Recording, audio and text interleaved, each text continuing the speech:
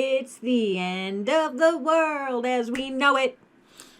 So Doomlings is a game about the end of the world. We had seen lots of ads for it. We had seen it in the store, but to us it kind of looked like one of those goofy party games that really ain't going to have much to it. But we decided, you know what? Let's finally take the plunge. The art drew us in that much. So, was that worth our time? Well, after I teach you how to play it, we will tell you if we think it is. Let's get into setup for Doomlings. First thing when you open your box, you're going to see a few different types of cards. You have your Birth of Life card. You're going to set that aside. You have these Ages cards. Some will say Catastrophe on them. Some will not. You're going to want to separate those. You have this box or this stack of Traits cards. You're going to shuffle those and set those aside for now.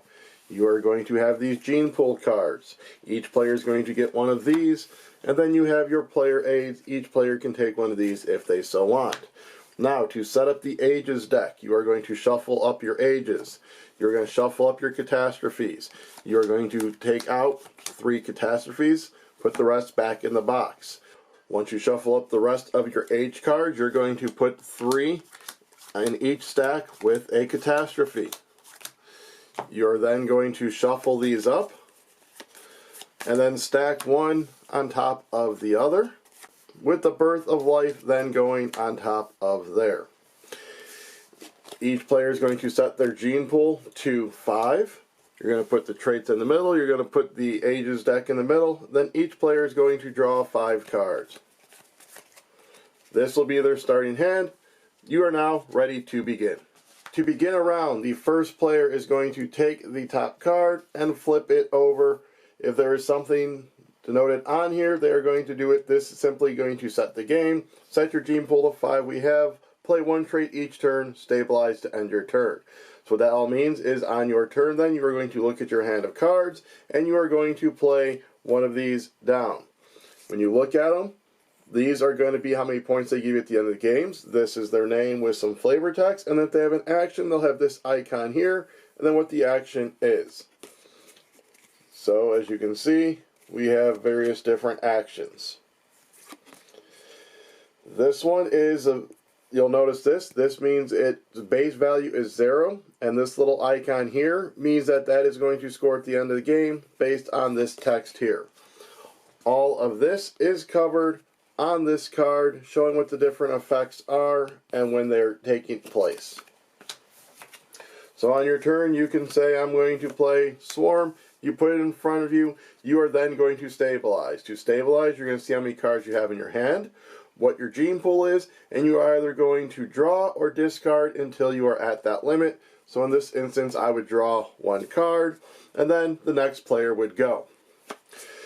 Right here, you'll see this is a special card. It says Dominant on it and has this kind of gold border on it. At most, you can only ever have 2 of these out in your Gene Pool at a time.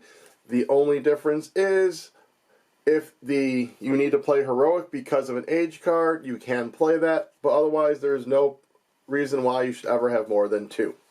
Once everyone is gone and it's back to the first player, they are again going to flip over the top card. In this instance, you're going to look here. Players cannot play colorless traits, which means I would not be able to play this one this turn. So if it came around to me and I played this Iridescent Scale, which is draw 3 cards, 1, 2, and 3, I would then again have to stabilize down to 5 with me having 1, 2, 3, 4, 5, 6, 7 cards. I would have to discard 2. So we'll just randomly discard those 2. So again, going around, flipping over a card. When a catastrophe is revealed, you are going to resolve this white text here. Unless it is the 3rd catastrophe, in which case you're going to do World's End. But this is the first one. So you're going to look, -1 Gene Pool. So you're going to take your card, and you're going to turn it until the next number down is here. So in this instance, 4. Discard 1 card from your hand for every green trait. I have 1, so I have to discard a card. We would discard that one. Now, once a catastrophe is over, the first player moves to the left. So in this instance, if I was the first player, I flip over this card. So now my opponent's going to go. I'm going to go. Then when it gets to them, they will flip over the card. And they will start a new age pile to keep track of how many ages you are in. The game will end when the third Catastrophe card is flipped over. So here's an example of what the end game might look like. So Nuclear Winter, you would still do all this normal stuff. You'd still minus one of your gene pool. You'd stabilize, discard one card from your hand. And then World's End, discard a colorless trait from your trait pile. So we'll go ahead and discard this. This is considered your trait pile. You'll then get into end game scoring. They do have a scoring on the Doomlings.com website where you basically put in your names. Then in this instance, you'd enter your World's End points. So you'd basically look to see if the World's End gives you any negative points, or if any of your cards have something that happens at World's End. So this one right here does at World's End. Choose a color, +1 for all traits of that color in your trait pile. So we'll say neither of us had anything. Next, step 2, enter your face value point totals. Ignore that symbol for now. So in this instance, it'd be 1, 5, 8, 9, 10, 11, 12, 13, 17. So we put in our 17 and say she had 12. You would then go to the next one. So now you're going to enter your bonus points. So you're going to be looking for that symbol on here and entering in those amount of points. So the kidney is going to be values equal number of kidneys in your trait pile, including this one. So that's only going to give me 1. I'm going to say blue. So that's going to be 1, 2, 3, 4. We're at 5. Swarm. Say she had 2. This includes this one. So 3. So 3, 4, 8 points. We would put 8 in here and say she had 11. We then would go next. And then the winner is Brad with 25 points. And then Brian had 23. So that was just an example of what she might have had at that time. But that is how you do the endgame scoring for Doomlings. So let's get into our thoughts on it. Thank you, Brad, for quickly showing us how to play Doomlings. So, as he said, let's get to our thoughts. So we're going to start with what's inside the box. Indeed. To me, I thought that the cards seemed like they were, good cards. Nice quality cards. They shuffle well. They feel good in the hand. Yeah. Not slippery or sticking together. And the art on the cards are so adorable that sometimes you forget just how sinister and mean some of the cards can be. And there are quite a few cards. So like with that, even with all the cards and like you said, the cute artwork, I really like that they theme it. Like all of your green cards kind of have a nature theme to them. Your red cards kind of have a theme. And that they're able to basically take the shape of just like a little circle with a face and be able to change it so much to reflect the personalities of each card. Like I think it's the poisonous one, has a little poisonous cloud around it. Then you have the branch one that has like little branches and roots and stuff coming out of it. So they're really able to kind of manipulate that artwork to really shine stuff through.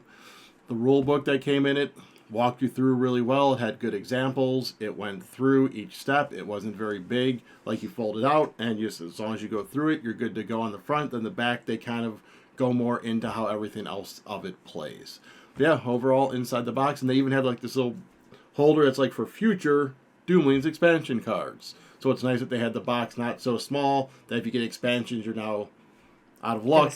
Yeah, you can have one box with all the extra cards in it. So then that's going to get us to the 2-player experience. And I don't know about you, but we seemed a little hesitant about playing it because it has that party game look to it.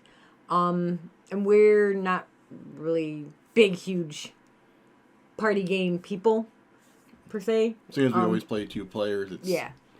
But it was very easy to play, very straightforward.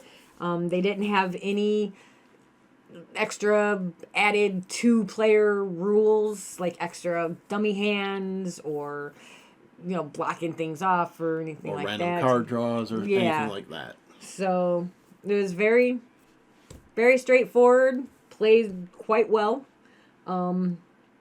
the only downside to a 2-player was that because there were so many cards, we didn't get to go through a lot of cards. And to play a lot of cards.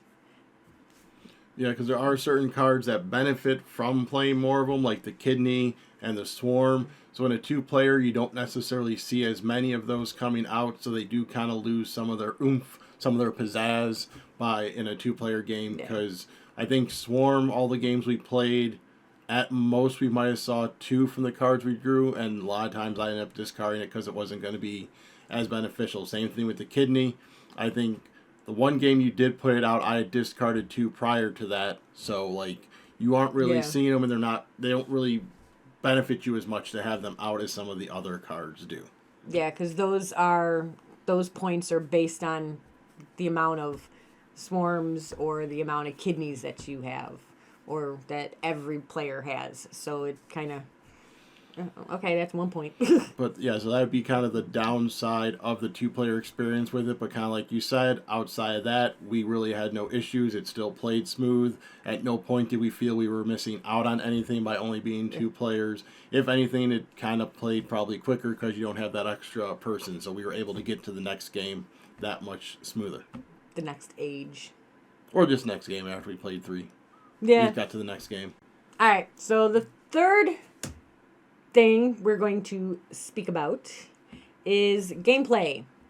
And we touched a little bit on it in the 2-player experience, but the gameplay for me was very smooth. It's, I enjoy putting out the traits to, which are the cards. I enjoy putting those out, trying to, hurry up and rush and get all the points. It had a lot of replayability to me, because there's 15 Catastrophe cards and 25 Ages cards. And so you only play with 3 Catastrophes and 15 Ages. 12. 12? No, 9. 1, 2, 3. Yeah. 9, sorry. It's three decks of 3. Or yeah, 3 decks of 3 and then a Catastrophe in each. So. Yeah. So, your game makes up with like the 13 cards overall as part of it. Yeah. So. But because of that, you never know what's coming up next. You never know which Catastrophe cards are coming at you. And it's never the same game. Because it's not the same 3 Catastrophe cards over and over and over. You do have the different combinations of them. Same with the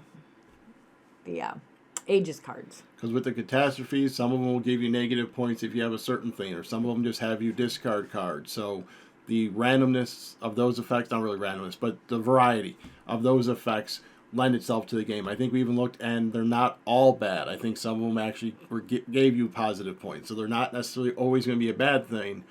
But a lot of them are bad. Yeah, most of them are bad. But then you also are trying to plan, but you don't know what you're planning for at that end. That end card, the one game, completely wiped out my plan because it was discard a card from your hand for every green card. Well, I had like 6 green cards, so my hand went away. And one of my cards was going to give me points for having cards in my hand.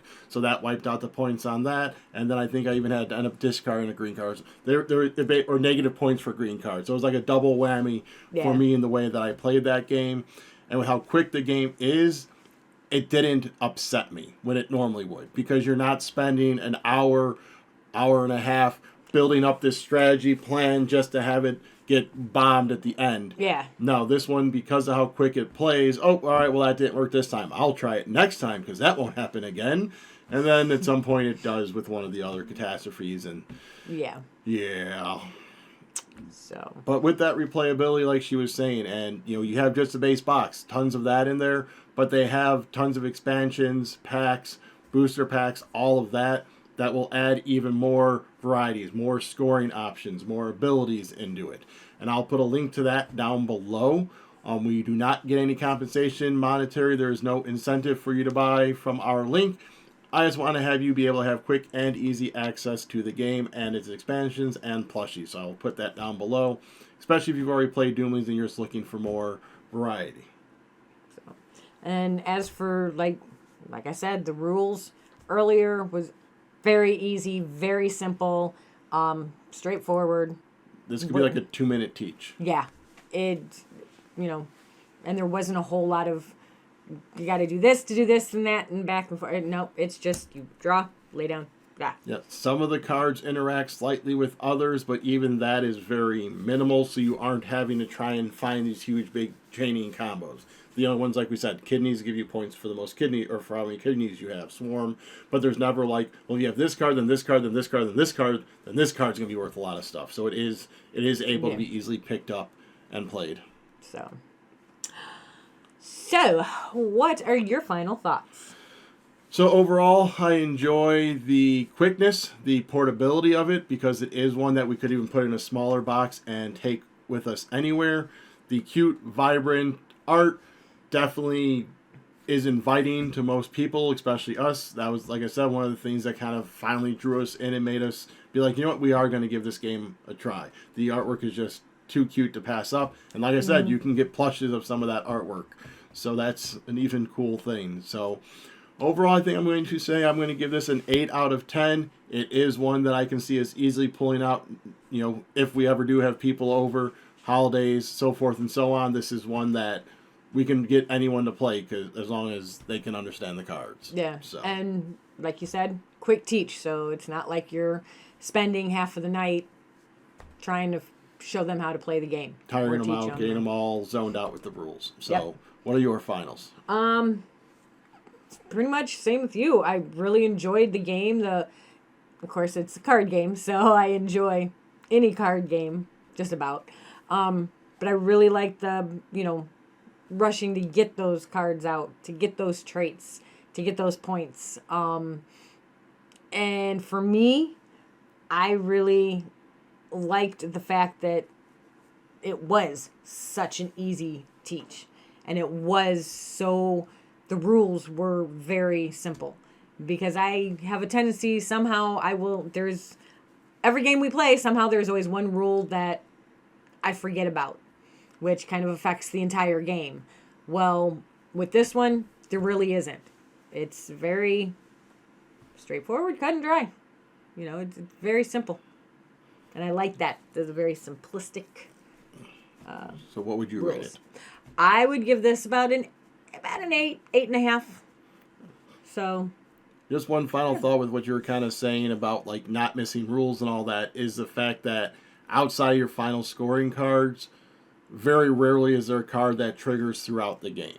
I can think of one that lets you draw an extra card, but if it has an action, you do the action when you play it, and you're done. So there is no remembering, oh, did I trigger this thing over there? So that helps just streamline the game. All right, so that is what we have, an 8-ish. But 8.25. Okay. Yeah. Sure. 8.25. So that is what we think of Doomlings. As I said, link down below. If this game interests you, go ahead and hit up that link. No monetary compensation, just trying to help you all out with the link. While you're down there visiting that link, you could also do us a favor and hit like, subscribe, comment, share, ring the bell. Let us know if you have any Doomlings expansions. Also, let us know how the expansions play. Yep, because we are looking at trying to get those here soon. Outside of that, the other ways you can help support the channel is you can join our Patreon for exclusive membership there, or you can hit up our Ko-fi and do a one-time donation to help us by buying us a drink for our next game of Doomlings.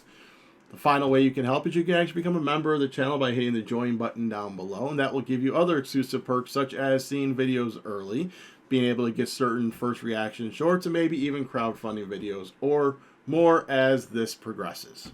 So until next time, I'm the groom. I'm the bride. And thanks for watching.